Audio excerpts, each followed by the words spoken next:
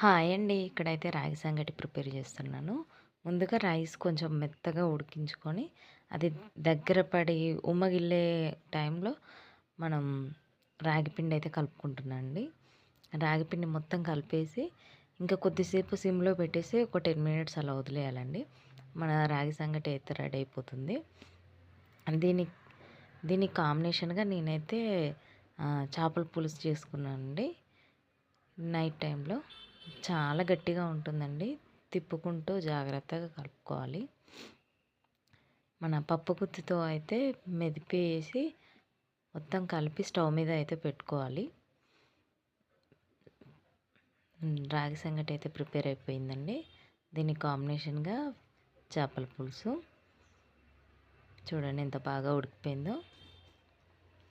Hi అండి. Bye.